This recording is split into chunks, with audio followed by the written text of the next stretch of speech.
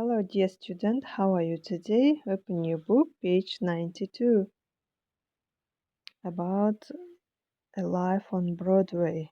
About watching, there is one video, a life on Broadway. You should watch the video and answer for another questions. Let's start. Exercise number 1. Work with the partner, look at the photos and answer the question. Сәлем құрметті оқушы, бізде бүгін Life on Broadway деген видео көру керекпіз, және де сол видео бойынша қалған тапсырмалар берілген. Бірінші тапсырмада бізде суретке қара дейді, сұрақтарға жауап бер. Бұл нәрсе, бұл Нью-Йорктағы қай көшеде дейді, әйгілі көше бар Нью-Йоркта, сол көшенің атын ата дейді. Бұл музыкалық қойылымдар қай көшеде болады? Ол әрине Бродвей көшесінде жазып қойдым. Екінші сұрақ. How do you think? Сен қалай ойлайсың? Осы балалар дейді, сенен қандай айырмашылығы бар дейді. Олардың мектептері, ақша жайлы, және де social, қоғамдық белсенділікке қалай араласады? Кешірім сұраймын, қалай араласады? Соны жазып қойдым. Бұлар бала кезден армандайды екен осы Бродвей көшесіндегі театр, балалар театрына түсуді армандайды екен. Соны жазып қойдым. Армандайды. Олар осында және де көп ақша табады екен, кейбіреулер, және олар әйгілі өздерінің мектептерінде, енді танымал ғой бұлар.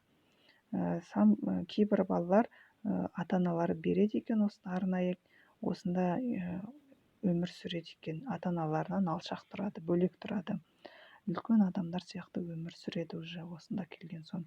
Ал біз қандаймыз? Біз қарапайым ата-анамызбен бірге тұрамыз, ата-аналарымыз бізге ақша береді, керісінше біз күнделікті мектебімізге барамыз, танымал емеспіз, қарапайым балаларымыз деп жазып қойдым.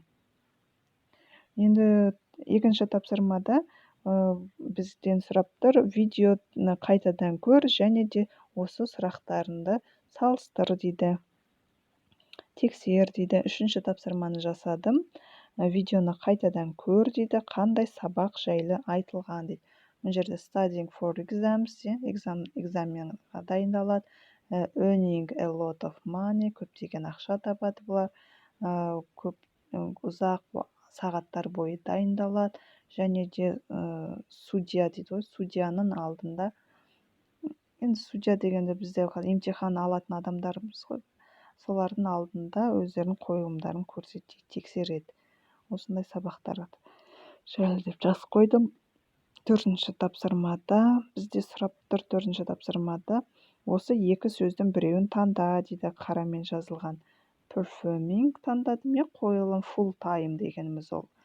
Күні бойы деген сөз, күні бойы таңертеңнен кешке дейін, before деген дейін, some деген кейбір балалар, decides решать етеді, шешім қабылдайды, create бірдеңені жасайды, новый нәрсе жасайды, claps деген ол қол шапалақтар деген сөз. Осы сөздерді таңдап алдым. Ал бесінші тапсырмада test your memory дейді, өзінің есте сақтау қабілетіңді тексеріп көр дейді. True ма, false па? Егер false болса, оларды жөнде дейді. Annie is a red-haired girl with blue eyes. Мына жерде Annie'ді blonde деп тұр, сары шаш деп тұр. Сары шаш емес, оның шашы қызыл ғой, Annie'дің шашы.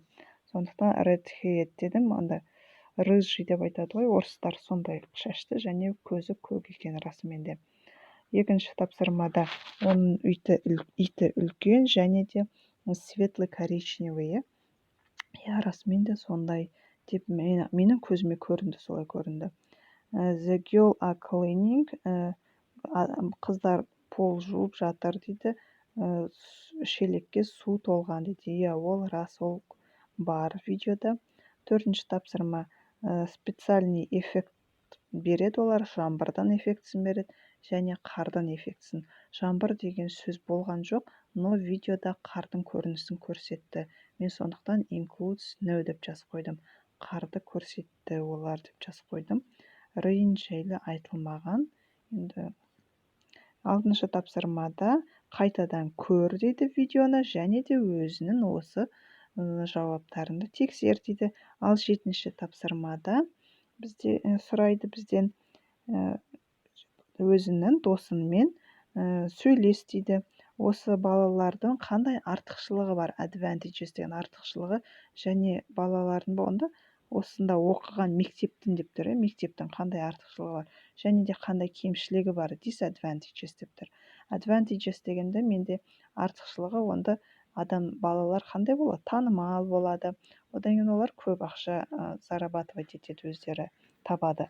Ал кемшілігі бұның, олар әке шешесінен алшақта өмір сүреді, күні бойы таңнан кешке дейін олар тренировка жасайды, не істейді, дайындалады, иә. Одан кейін не істейді олар, сол бұлардың мақсаты тез жаттап алу керек. Режиссерлардан берген тапсырмаларын өте тез түрде жаттап алу керек. Осы енді кемшіліктері осы деп жазып қойдым. Екінші сұрақ, сенің тұратын жағында дейді, осындай театр бар ма дейді, балалардың театры. No, there aren't. Жоқ, онда ешқандай театр жоқ деп жазып қойдым. Үшіншісінде, сен қатысар ма едің дейді осындай театрға. Неге қатысар едің, неге қатыспас едің дейді. Мен айтам, иә, мен қатысар едім осындай, себебі ол өте қызықты. Бір жағынан жұмыс істейсің, бір жағынан танымал боласың. Өзімнің мектебімде танымал боламын. Және де жұмыс істейсің, көптеген нәрсе көресің, бұдан үйренесіңдер, бұдан көптеген нәрсе. Солай жазып қойдым. Сонымен сабақ аяқталды.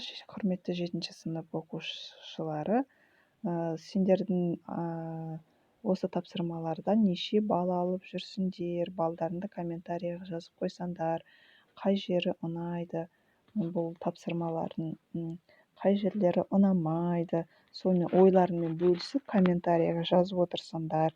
Себебі 7-ші сынып оқушылары комментарий мүлдем жазбайды екенсіңдер. 5-ші сыныптың оқушылары жазып отырады, менен сұрап отырады, апай, ананы жазыншы бетті шығарып жіберіңізші, тез арада маған керек болып тұр деп. Мен ол оқушылардың сұрақтарына жауап беріп, сол сұраған беттерін шығарып беріп отыруға тырысамын.